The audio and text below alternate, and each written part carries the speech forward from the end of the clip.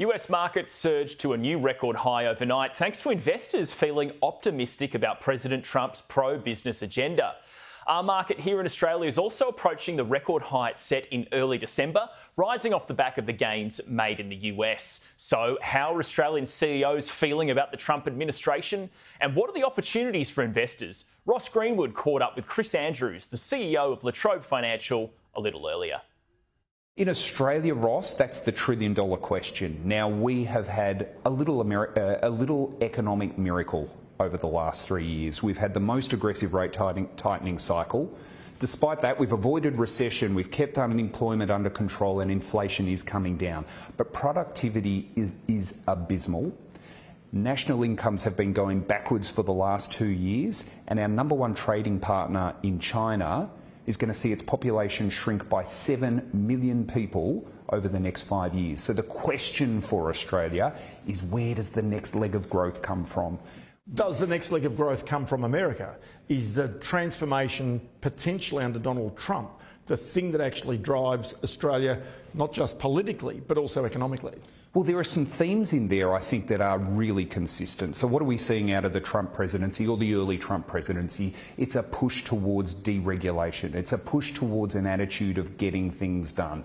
Now, Australia is a very different situation, of course, but fundamentally, productivity is the issue here in Australia. Labour productivity, capital productivity, multi-factor productivity.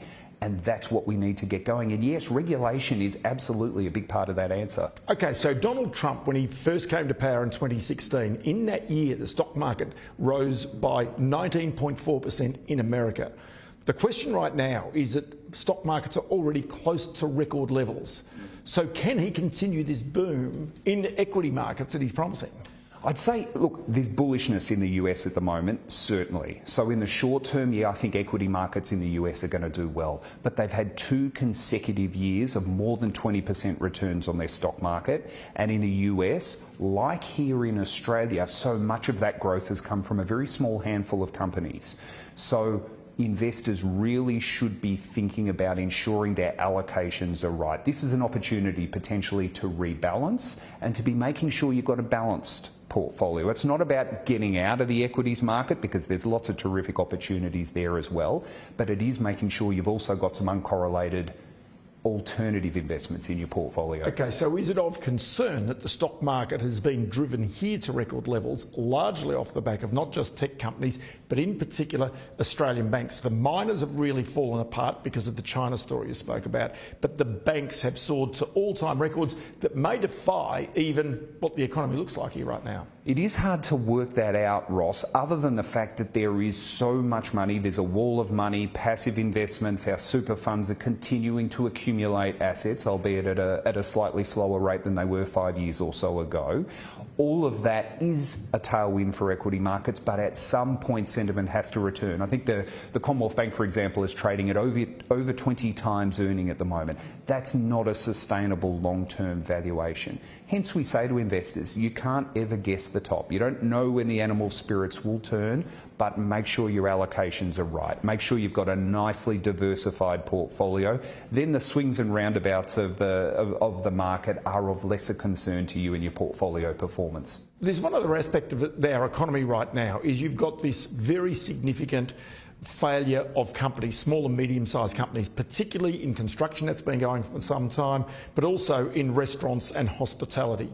My issue is about credit quality in Australia, that really, if we don't see the big interest rate cuts that many expect, that whether that is going to actually have an impact on the quality of the credit the banks issue, but then also just in terms of economic sort of strength in Australia if businesses are going broke. Yeah, it's a really interesting question, Ross. I think when you look at the metrics and you look at the forward projections, the banks, mainstream lenders, have got a really strong credit profile. Where managers are untested, where you're dealing with lenders who haven't had experience across the cycle, there's been a little bit of a mini boom amongst some of those operators, and we would be looking very carefully at how their portfolios are performing. Now, one of the questions that part of the industry's got is, are they being completely transparent about what's going on under the covers? So what I would say to investors there is just be very careful that you're really clear about what your manager's doing, how they're investing, and that they're transparent with you when a loan gets into trouble. And there's a reality here, isn't there? The tax office now is catching up with many of those businesses who had let their taxes lapse, especially in that post-COVID period. Yeah, there was some grace granted across the economy to a whole lot of companies on a whole lot of different levels, including in tax, Ross, and there is a bit of a catch-up there. I wouldn't overstate it. You know, there are companies going into insolvency, but overall versus long-term averages, we're still okay. I'd be looking, though, for those particular pain points in the economy. Now, you mentioned construction. We're starting to see some green shoots in construction. There are some signs that housing construction has picked up.